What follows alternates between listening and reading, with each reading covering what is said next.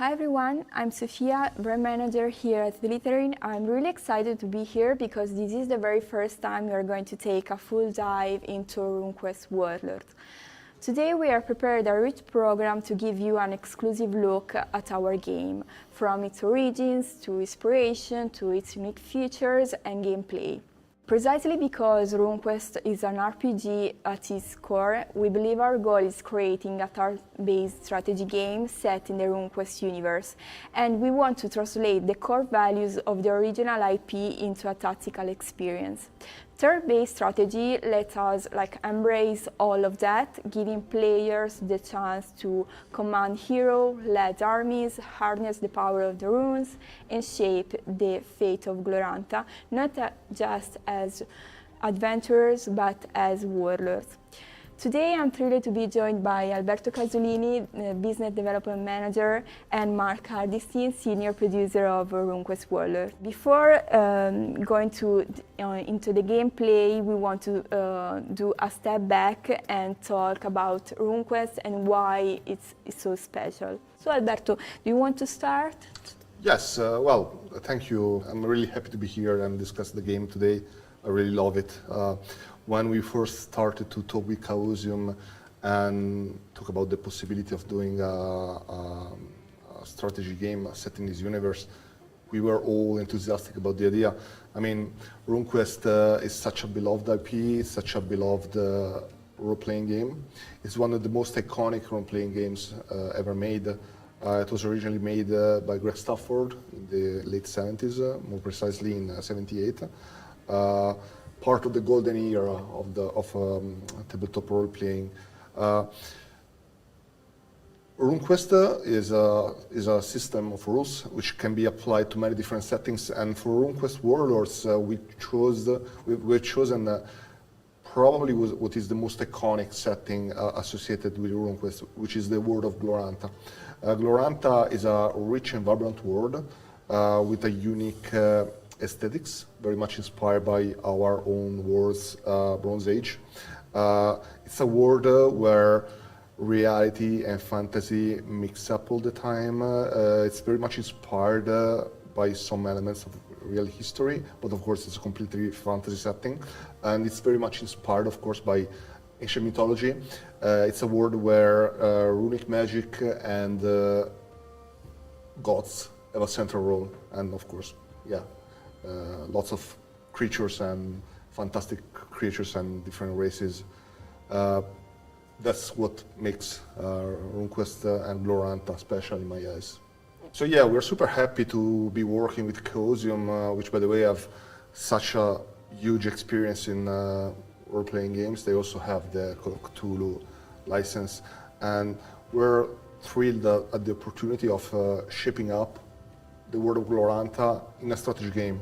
So Mark, what can you tell us about what are the integral parts of Glorantha and how are they portrayed in RuneQuest Warlords?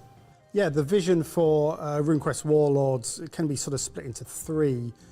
We have kind of the lore of Glorantha. We really wanted to sort of dive deep into the history and the story, and setting the game within the established history is something that we've sort of really hit, we believe.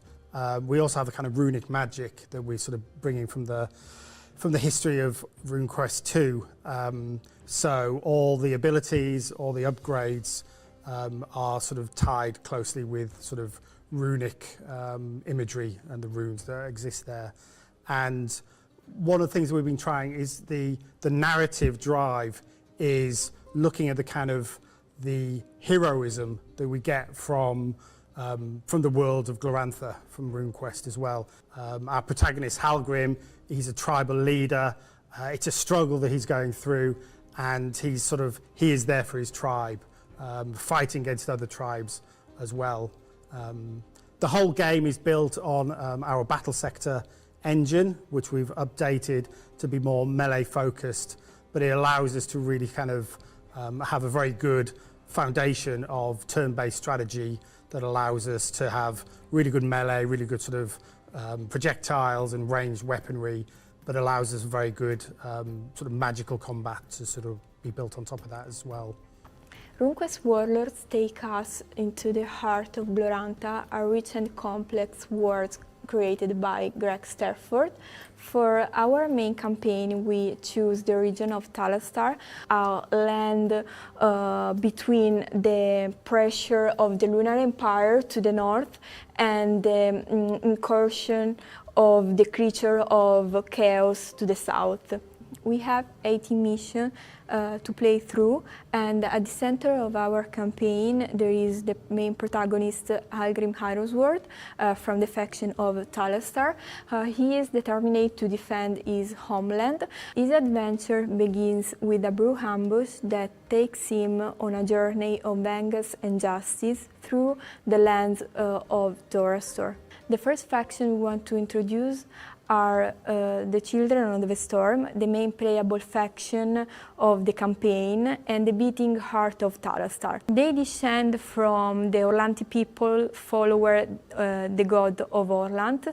He is the god of the storm and the king of warriors. They live in the high green lands of Talastar, where the storm is not just worshipped, but it's lived. It shapes their identity, their culture, and rules in their blood. They move with the speed of the wind, like they are dancing in the battlefield. Their play style rewards initiative and aggression. They strike fast, use the terrain, and avoid direct confrontation. Thanks to the connection of some rules like air and movement ones, their combat style is like about speed, evasion, and unstoppable momentum. That was all about the first faction, the Talastar, and we have other two factions. Mark, do you want to present them? Yeah, one of the other factions that we have is the Lunar Empire, a lifelong enemy of the Orlanthi people. They are very structured. They are made up of heavily armoured infantry and cavalry. They have battlefield magi, and they also have flying armoured wyverns as well. They very much represent sort of order on the battlefield, almost like a sort of a Roman army. And we also have the Chaos faction. Razelkark's twisted forces are slowly making their way up from the south. They are made up of twisted beastmen and various chaos creatures, scorpions and giant beasts. They have plague, and they follow chaos and death. For chaos, death isn't defeat, it's fuel. They raise up their dead as well. But yeah, we have a number of modes within the game. Alberto, do you want to sort of touch on some of those? Yes. On top of the campaign, which is 18 missions long, you can play Skirmish, either against AI or against human opponents if you're inclined to play multiplayer. By the way, if you're playing multiplayer, for sure we're going to run multiplayer tournaments, right? Yeah, just like we do with all our other turn-based games. In Skirmish, of course, you can customize the map you're playing on. You can choose the faction you're playing as. If you're playing against AI, you can also choose which faction you're playing against. So essentially, it's a complete way to customize your match, and it's also a way for you to experience some of the factions that you normally wouldn't be able to play during the campaign. Because once again, in the start campaign, you're playing as Talastar. We have an interesting system in the campaign that allows you to use units that normally you wouldn't have access to, but normally you're using Orlanthi/Talastar units. So in Skirmish mode, you can play as the Lunar Empire and you can play as Chaos as well. Those three factions play very differently, very differently.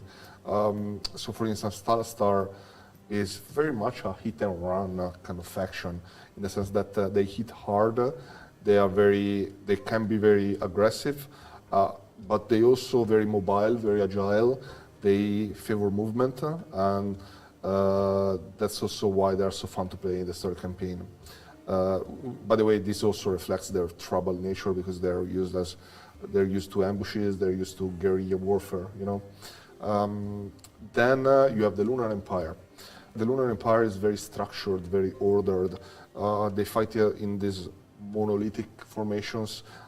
They really value discipline and keeping keeping the ranks intact. So they get all sorts of buffs for staying in formation and going steady but slowly. And then you have Chaos. Chaos is a unique beast. Basically, they are probably the most unrelenting faction in the game. They rely on shield aggression. They are brutal. They make use of debuffs, a lot of debuffs, a lot of DOT effects. DOT stands for damage over time. They rely on magical spells, of course, which might be either dark damage or support spells, or even necromantic spells like raising the dead and so on. So, yeah, they are a unique faction, and if you like to debuff your enemy and maybe even do sacrifices in order to buff yourself, Chaos is the go-to faction.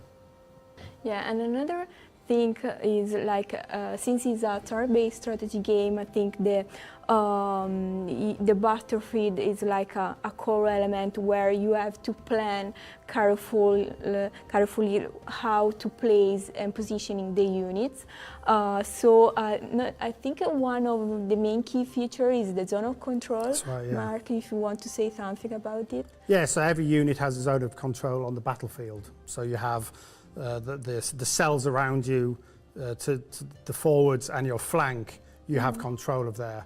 And any enemy unit that passes through those, you can get an attack in. And it's all about sort of using that on the battlefield as you move around, and trying to break the enemy zone of controls as well. If you have multiple allies beside you, then that will start to break up the zone of control of the enemy. And there's various ways as you attack from different, from the rear or the back, it kind of breaks this kind of zone of control. So around. it helps you with the great combat style, Yeah. with the tile and so on. I know that the runes and magic play like a pivotal role, because since how we mentioned Chaosium and the collaboration with Chaosium help us to like tie with the lore of the RPG. In fact, every faction have their own rules. For example, Talastar owns the rule of hair, movement and mastery that help them to control the battlefield. That is different from the Chaos faction because they have the rules of death and disorder that help them to destroy all the enemies.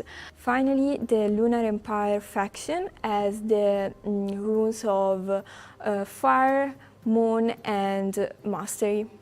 I think the runes and magic are like really important into video game and also for the abilities. I don't know, do you remember some abilities that's really interesting to? I think we will showcase them afterwards, but if you want to mention some. Yeah, for sure. It's probably one of the most spectacular and visible features in the game. Rune magic allow units to have unique abilities. Sometimes they need to be unlocked. Other times, you just have it. And they come in many different ways, depending on which unit you're using. But they really help with characterizing the unit and making it unique. They're all magical abilities, and so for instance, the household warriors are able to leap across the battlefield and across tall obstacles or even enemy units. Whereas other units are able to cast gusts of wind and push enemy units away.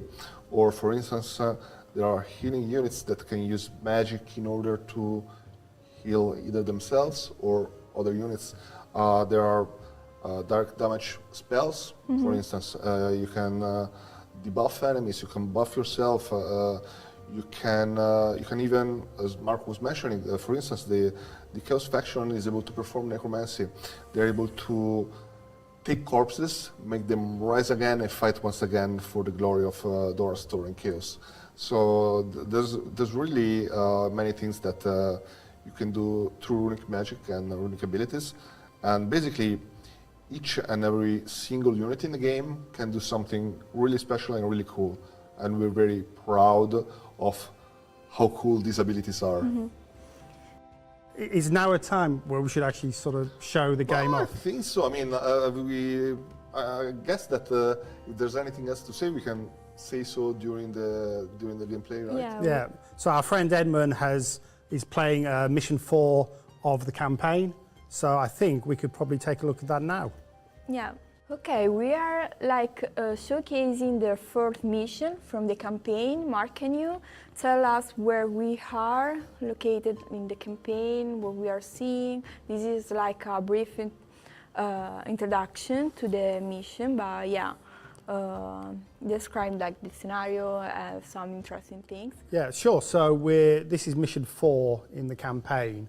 So our protagonist, Halgrim Ironsword, in the second mission, he finds his father has been slain by Wuandor, who is a chaos hero, a chaos stag rider, a huge beast. And in revenge, he's following Wuandor, who has also stolen his family sword, Ironbreaker. So this is kind of driving him to sort of follow the scourge of chaos through the lands that have sort of started invading. So on the last mission, we met Ketil One Eye, who she is a priestess who has various magical abilities. And so we are here, we are seeking Gudmund the Golden, who is in her village in this location. But what we do find is that the brew have attacked. So we have a very large brew chaos presence here. So on top of Ketil and Halgrim, I saw that there is a third hero named Halcyon. Halcyon, yes. So if you know the RuneQuest lore, you will have definitely heard of Halcyon. He's a lunar, some would say spy, who you have met on the second mission. He has helped, he has allied himself with you, which, as we sort of progress through the campaign, it allows us to gain some access to the Lunar Empire. So it allows us to use some of their forces. But, you know, the Lunar Empire are kind of enemies of the Orlanthi. So there's a lot of questioning about why Halcyon is helping. And as the game progresses, you may find out more. Yeah, this is stressing because the faction you can use for the campaign, you can play it with is Talastar, but you can also use him to help the units from Talastar. That's right, yeah. So it gives us more ability and more sort of, there's just different units you can play with that. So more of a mix and match approach. Yes, yeah. So actually in the game, so I mean, we've already kind of got into the enemy's turn now. We've, in the first turn, we sort of move forward, we attack some brew units, and now it's, as you can see bottom right, when the timer is turning, that means that it's the AI's move. So it's on a turn-based setup. So the brew are currently going, now it's come back to the player. So as we can see here, so each unit has a flag to denote the faction that they're with. So you can sort of see the flag to the right are your forces, to the left are the brew. There we go with the household leaping in there. Love it. And Halgrim can do it too. Exactly, yeah. Halgrim has a leap and tear ability. Yeah, it's even more OP. Yeah, so as he lands, he has a ranged sort of damage, which can actually damage his own unit as well. So you have to kind of use his leap slightly more. So some of the units that we sort of see here, we have Halgrim, who's basically the leader. He's the protagonist. We have Halcyon, who we mentioned, who is he has these blades. He gets 2 attacks, but he can also poison the blades using an action point. And that's, the poison effect is a damage over time effect, right? Yes, yes. So if he attacks and then over the next kind of couple of rounds, the unit he'll have attacked will take more poison. What about Ketil? What does she do? So Ketil has a heal ability, so she can heal herself or any other sort of friendly unit nearby. She can bless projectile sort of ranged units. So we have militia in there who sort of throw spears. So if they were blessed, they would get a buff to their throat. So she is currently healing the Sky Bull there, I believe. Yes, yeah. I think so. And also we can see a lot of creatures like the Sky Bull. This is very heavy units, right? Yeah. I mean, we have a flying bull there. It's great. So yeah, it's very heavy. It's tough. It has some really good abilities. It has like a charge ability where it will charge through multiple units, doing damage to all of them. By the way, since you mentioned the militia, I just wanted to mention that units can have variants of them. For instance, militia can come armed with spears or javelins or with swords, and depending on which variant you use, they will have a different role on the battlefield. For instance, the household warriors can come with the current variant with the sword and shield, or with a great axe. Yes, yeah. So if they are armed with shield and sword, they have a heavy defense and a good attack. But with the great axe, their defense, their armor is down, but they do almost like twice as much damage with their shield. So it's really, maybe they really have tough. more armor penetration. Yeah, exactly. So as we can see here, we've got some brew riders that have sort of turned up. Other creatures. So yeah, these are beastmen riding kind of chaos stags, and even more sort of turning up. So we've found this Talastar village where Goodman should be, but we found it overrun with brew, and notably there are 3 brew shaman, which are the magic users of the sort of chaos. And so you can see sort of top left, we have some objectives. So obviously the main objective is finding Goodmund, but we need to destroy the 3 brew shaman in the village. And what happens if you like gain also the bonus objective?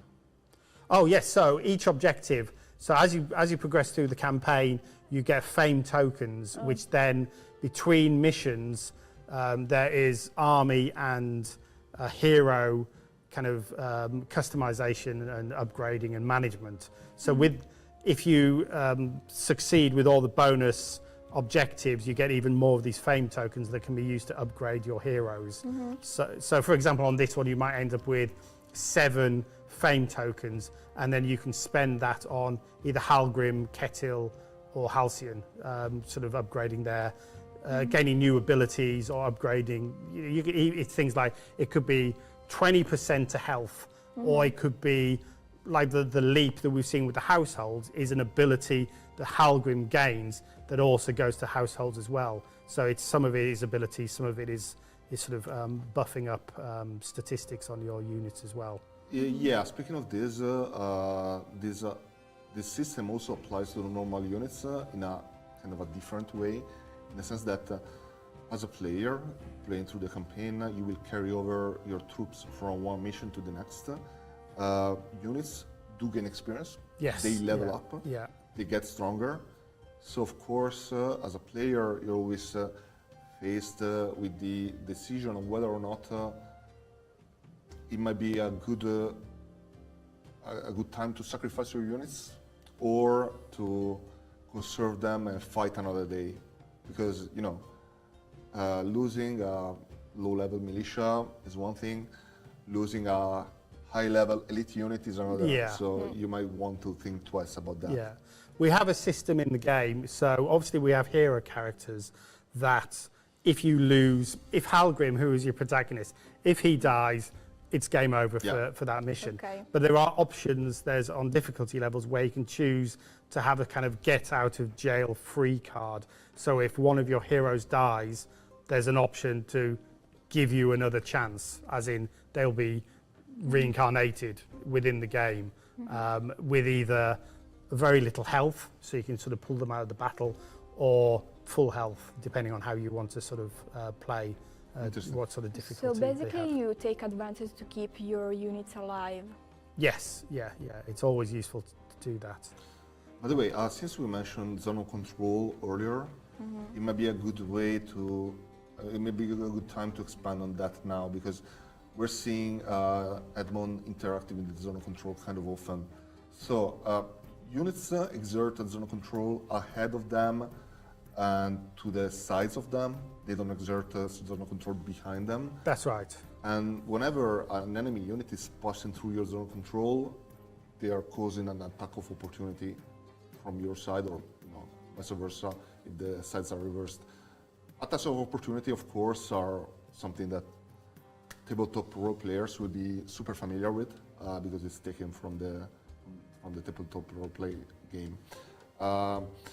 This is a great way to pin down enemy units, essentially, to make sure that they don't go anywhere, or if they do, they're going to pay the price for it. Exactly, yes. I think that there was a couple of points I sort of noticed early on where Edmund had moved Halcyon. He'd sort of attacked around some enemy, but one of those had actually triggered a zone of control for some brew, so he'd got attacked on the way to attacking the unit. So you have to always be careful. There's as you do an attack, there'll be a little arrow that will show you will go through a zone of control. So you have to do that. And again, the enemy they may wish to target Halgrim, and they will then pass through zone of controls and also get damaged as well. The melee combat, because the engine is based on our battle sector game, which is very much kind of ranged attacks. You can imagine kind of. Oh, there's a charge, I think. Oh, sorry. I was just going to touch on. So the melee has really been sort of combat has really been sort of improved and advanced. So we have a number of things. We have the charge. If you have a sort of a direct line of sight to an enemy, you can trigger a charge, and you get like a large sort of band of color to say you're going to charge. Now the charge gives you an extra movement point, so you can charge a little bit further. It also means that whenever you attack normally, there's always a counter attack. The enemy will always sort of attack backwards, but with a charge you kind of cancel that. So getting a charge can be very good. There's also, you can overwhelm enemies with a charge as well, which pushes the enemy back and then moves you an extra square, an extra cell to sort of take where they are as well. Yeah, so that's a layer of unpredictability, because something I've noticed while playing is that when you overwhelm enemy units, yes, you push them back. Yes. But you also move along with them. So that might have, the consequence of exposing you to possibly being attacked from the side yourself. Yeah. So we've just seen Kettle has just charged in there, and just before then, we saw Halcyon using his poison blades. There was like a green effect. So it means that at some point he'll have cast the poison blade ability before actually doing the attack. Yeah. So within the combat, so we have the charge, which is kind of quite an important thing to do, but also with the zone of contact, zone of control, and with positioning of troops around yourself and the enemy.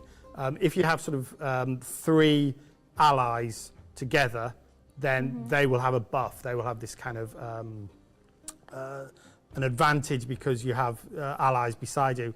And in the same way, if an enemy has 3 of your troops around itself, it will start to. I love this. Sorry. It will start to get, scared, as it were, because he is being surrounded, which again will mean that there's less evasion abilities that the sort of enemy units would get. Mm-hmm. So there's a lot. You can play this as you can kind of charge in. I often find when you first start, you'll have three units that can charge, let's say, standing side by side.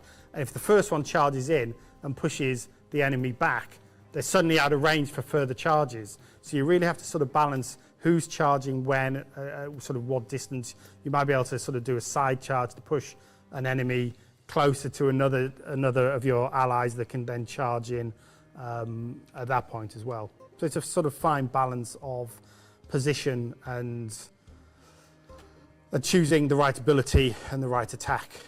No, if I remember correctly, the militia has just used a special ability for them to move faster, and I don't remember if they didn't cause an attack of opportunity because that enemy unit was pinned or due to their magical spell. Yeah, so they use, I think it's fleet foot they have, which gives them an extra movement point when they're moving. There possibly is a case that allows them some additional abilities, such as moving through zones of control.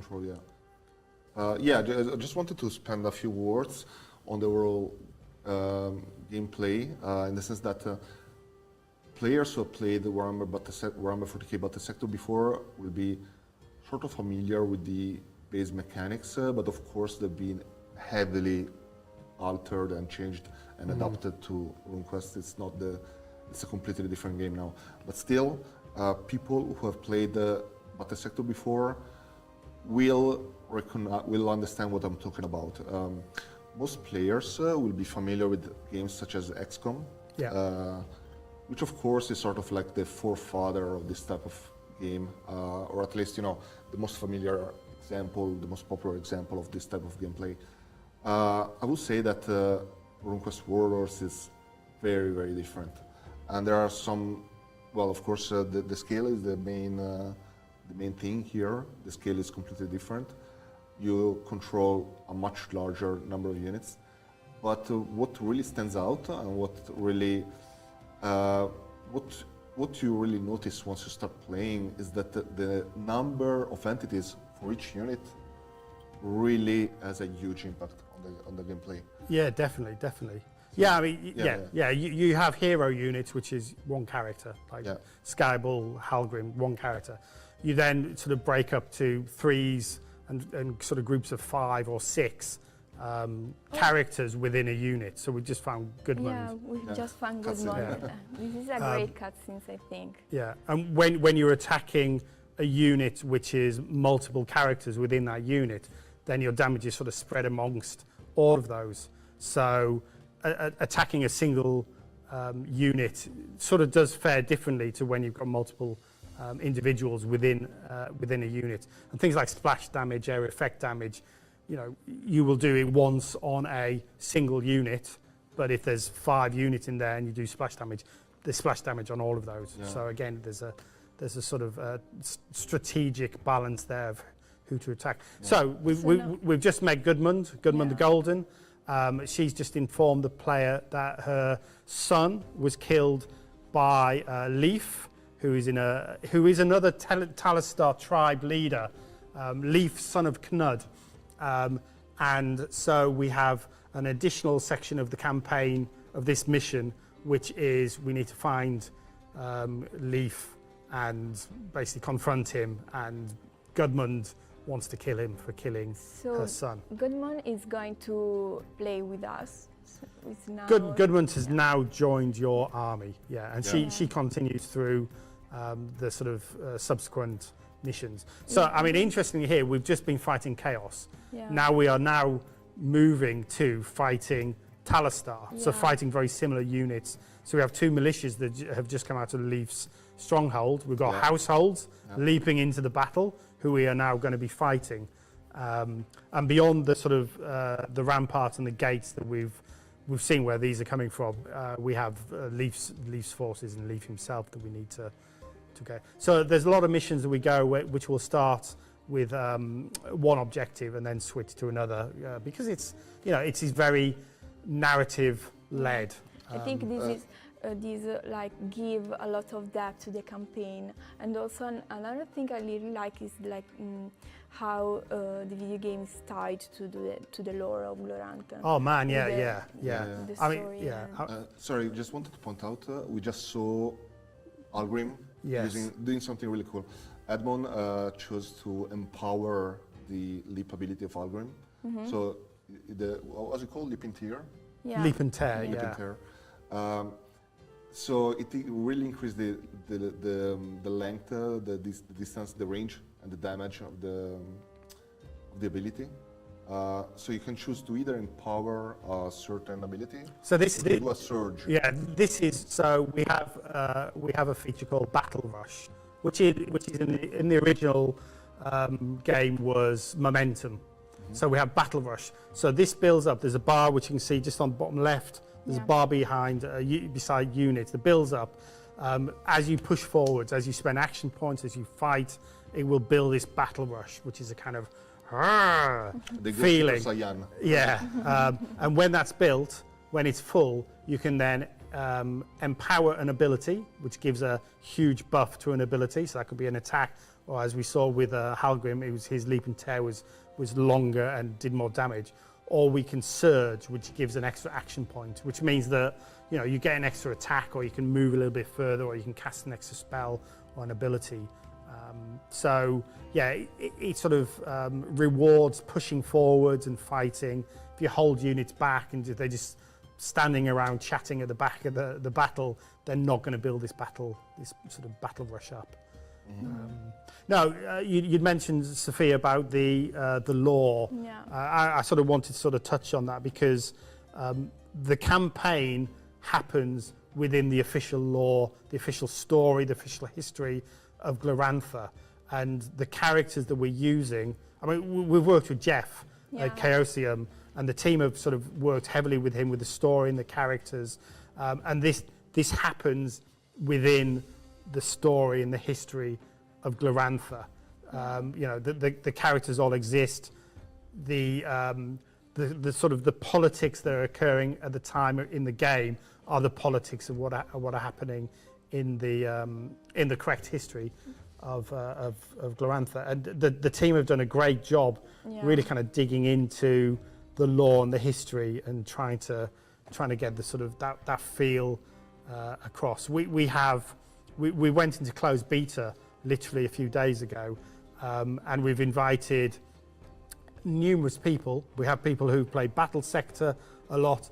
We've brought in a lot of people who are kind of RuneQuest fans who don't play many sort of strategy games, and it's really great just seeing the sort of feedback of people. Wow, you kind of captured the feel of Glorantha. It's really great sort of seeing that feedback. Like a lot of different feedback. Yeah. We're really trying to, because it's an interesting one. It's a strategy game, and RuneQuest, it's it's RPG. So yeah, I think the fans of RuneQuest are going to be really happy because our collaboration with Chaosium is really like important to us, and also the team is going to do a great job with it. So having like a license with the Chaosium let us to be tied to the lore of the IP. Yeah, so this is very interesting. Yeah, it's nice that Jeff's been so sort of heavily involved with what the guys have been putting together.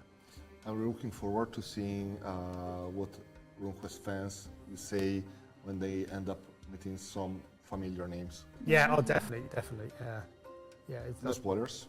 Yeah. Although I think that you mentioned one particular name earlier. Yes. I'm not going to repeat it in the case people missed it. A horned character. Yes. Say that, yes. A white character. Yes, who is involved in this. Very evil character. Although at this point we are unaware of it in the storyline at the moment. Spoiling anything. Now we have another objective that, as you already mentioned, is find and kill Leaf. Yeah. Right? Yeah. So there's two gates here. Yeah. So you can either attack through one gate. I tend to, what Edmund's doing here, he's got two forces, one on each gate, and it allows you to sort of push forwards and then sort of flank the enemy sort of within the stronghold. So again, we have to fight through the gates. If there's enemy households like leaping behind us now here, so they can attack from the rear, which kind of shows how important the leap is. It allows you to sort of leap in behind your forces and attack to sort of rear attack. Besides, I mean, imagine how cool it would be to look that for real in a real battlefield. Yeah, you're fighting and suddenly you see these guys, armored guys, just leaping across, I don't know, 40 meters, something like that. I don't remember how long exactly they're supposed to jump in the lore, but it's pretty impressive in the game. I mean, one thing I wanted to sort of touch on as well. I mean, Edmund's sort of playing from a distance. You can zoom out, you can zoom in. You can zoom in closer than he is at the moment. Then we also have a photo mode, which is something that we had in Battle Sector. So at any point you can go to photo mode, it pauses the game, and you can literally fly about anywhere and take some really kind of cool photos. It sort of strips out the user interface. There you go. And allows sort of different field of view effects and You can Yes. sort of zoom in, zoom out, and move the Are we camera. going to showcase the photo mode sooner or later? Yeah, I think as Mark was saying, one thing I like the most about the video game is like the part of the army management, because the design is really cool. So when you go to the army management, you can like have like a full view of the units. So it's really beautiful to look near each unit. So we are going to showcasing some units we already did. We presented the hero, and we are going to getting closer and like tell more about the factions with some videos. So it will be like interesting. So just stay with us, and as Mark was saying, try the game with the closed beta, like because the sign up is currently going on, so you have the chance to join the. Oh, definitely. Yeah, we're still taking people in on the closed beta. Yeah. What we tend to find is as you get new, we get feedback from players. We do new updates. We sort of put out new builds within the closed beta, and whenever a new update comes out, we always like new people to sort of join the closed beta as well. So there's still chances to sort of sign up. Yeah. You know, if you're a fan of Battle Sector, if you're a fan of RuneQuest, or if you just like strategy games in general, it'd be really useful to sort of get you guys in and just sort of have you have a play. We can basically reach all of the tastes. So. Yeah. So I always think what we were talking earlier about sort of favourite units. I think it's always interesting to sort of put some of the question out there of kind of, you know, Alberto, who would you say is your favourite unit in the game? I mean, even if it's ones we've not seen within this mission. No, well, I'm not going to give any spoilers because the unit I'm going to say is in this mission. I'm going to say the Household Warriors. I mean, an elite brotherhood of warriors fighting for their tribe. They can perform amazing feats on the battlefield. What's not to like? Yep, yeah. No, I agree. I mean, it's sort of the backbone of the sort of the Talisker army. A real sort of solid feel to them. Yeah. How about yourself, Sophia? I think one of my favorites is like the Sky Bull, of course. I think it's really amazing, and also the Shadow Cats we like seen moving around. They're like quite good looking, so I really like them. Yeah, the Shadow Cats are interesting because they apply Hunter's Assist. Yes, Yeah. the viewers might have seen that happening. Basically, when they attack, they debuff. What is it? Movement points or vision? Vision. Less chance, Yeah. yeah. The Shadow Cat. I think there were 7 Shadow Cats. Yeah, I 6 or think 7 in 6 there. or 7. Yeah. They're very fast. Yeah. But they're not weak when it comes to sort of armor. So it's always awful when you hear a meow as they're being slaughtered. They're But hit and run unit. It's like an attack. Yeah. Also Ketil White Eye, because she has the ability to like healing herself or the other units. So Oh, she's there she is. cool. She's doing that now. Yeah, she's doing right now. Nice. Yeah, to be well, honest, I always feel bad when animals die in video games. I know. I know you don't, because when we presented the quarters, We we did kept killing the cows. We did headquarters. We said let's put some cows in there. And it's like, well, what happens if a tank runs over a cow? Well, we have to go there. Well, I'm going to put. We were talking about favourite units. I'm going to put. There's a unit called the Wartapi, which are these kind of tentacle creatures. Like. Yeah, they're like having an octopus on your head, and when they attack, they sort of do a poisoned attack, and they can do like a huge area of poison that affects. And it's not so much that, it's just the look. And as Sophia was saying, in the army management, you can zoom right into these creatures, and this kind of writhing massive tentacles. It's brilliant. And just yesterday, I was on the RuneQuest Facebook page, and there was one of the fans that sort of said, kind of, a question. Can anybody tell me when the Waktapi were first introduced into RuneQuest? Now, I couldn't answer that, but I did sort of put a link saying, hey, I don't know, but we got these here. Look, here's a sort of video of them. It's like, oh, wow, look at this. Yeah, I have to say that the RuneQuest community and the Glorantha fans are super passionate about it. Yeah. The IP and the setting have such a rich history. So many books, I don't even know how many. Oh, yeah. They did leap again. Yes. Babette. Love it. So So we, yeah, I think we are one quite thing, near to the final objective. We are near to find Yeah. Leaf. By the way, I just wanted to mention, Glorantha has a distinct Bronze Age look and feel. Yeah. And I think that the developers are doing a great job at portraying that. Yeah. Not only in the armors, the equipment, but also in the environment, in all the constructions. It's really, whenever I was reading about Glorantha, I was imagining this. I mean, the world, it's very interesting. Like, you start off, with the Orlanthi tribe, moving through sort of Telstar. We end up going through, spoiler, the lands of the Scorpion, and you have these kind of weird nest-shaped outcrops, and it's real sort of destruction, and the environments change as you sort of progress through the campaign. I'm just saying, we found Leaf now. He's sort of coming Yeah. to attack. I So, think he's not. I think He's in for a bad. everybody's piling in on Leaf. Yeah. We all want to avenge. Yeah, I think the story. I mean, the story is Leaf is saying that it was an official challenge that he made to the sun, and so Halgrim, because it's all about honor, it's like then you must allow Goodman to challenge yourself And then he to refused. fight, and he refuses, and so What a coward. exactly. So there's a lot of it's that sort of heady honor that is in the sort of the narrative and the dialogue of the Yeah. game. Yeah, of course the game is still a work in progress, so we can like know more later on time also about the dialogue and the voiceover. So yes, we are about to kill. Yeah, Leaf. I'm looking forward to it. Yeah. Yes. Yeah, I mean, at the moment, we, through development, we sort of Yeah. have standing voices in. So none of it would be final there, which is why you're not hearing it Yeah. at the moment.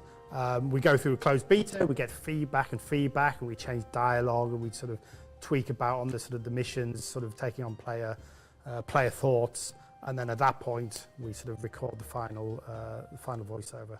By the way, it's a really minor detail, but I love how the runes rotate across that enter button. Yeah. It's really a nice touch. I believe that when it comes to the interface, the developers are also doing an excellent.